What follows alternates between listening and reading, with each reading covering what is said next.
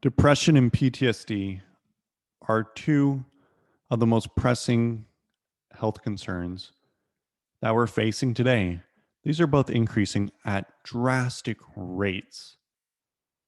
Whenever you think of PTSD, you think of military veterans, someone who watched their friend and buddy die. You think of a firefighter who went into a building. You think of a police officer who watched something happen. While those are causes of PTSD, there are way more than that. PTSD is very common with emotional and physical abuse. Every day, children suffer PTSD in thousands, if not more, households across the United States, and it changes the way their brain develops. We may think, well, they weren't physically or emotionally abused, but that's from your adult view. Research shows that even when looking at children at the age of 5 whose parents went through divorce, that was enough to be a traumatic event for them. Now, just because someone's parents get a divorce does not mean they will have PTSD. But for the brains that are not as resilient as they should be, that can absolutely trigger PTSD. PTSD is a result of brain resilience. So is depression. Depression is also increasing drastically. Is it just because there's better diagnosis, or is there more to it? There are many factors that influence depression. Head injuries, such as whiplash and concussion, correlate very heavily with depression. Thyroid hormones, testosterone, if you're a male, estrogen and progesterone, if you're a female, your digestive health and your gut microbiome can influence your depression. Lack of exercise, diabetes, increased weight, and so many more things can cause depression.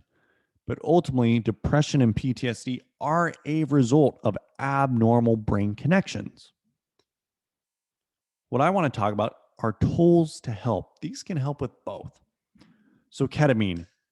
Ketamine is a medication that changes the wiring within the brain. It can help fix these abnormal connections.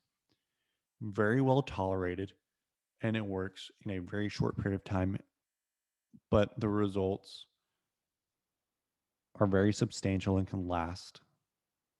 Transcranial magnetic stimulation. This is a way to enhance or to inhibit how parts of the brain fire. Typically, with PTSD, we are inhibiting part of the brain, and depression, we are exciting part of the brain. Neurofeedback. Neurofeedback is a way of monitoring and modulating brain waves. If you ever took a psychiatry class, you heard about Pavlov's dog. What is the story there? Well, simply, every time the bell rang, the dog would salivate because the dog had been conditioned to believe there'd be meat. And the same thing happens with neurofeedback. There are many ways for this to be performed, but one of them is that when your brain waves are in a set range of what they should be, you hear music. And if it's not, the music disappears. Nutritional supplements can help support the brain, whether it's inflammation, energy-based issues, or helping with connectivity.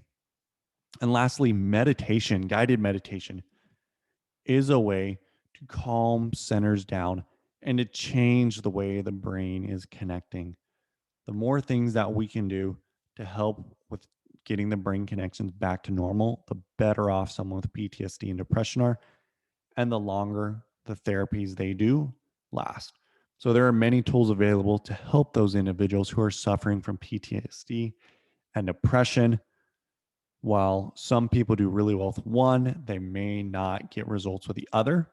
And sometimes you need to stack them because one on its own is not enough. But then when you add them together, they give you more than what either one could give you on its own.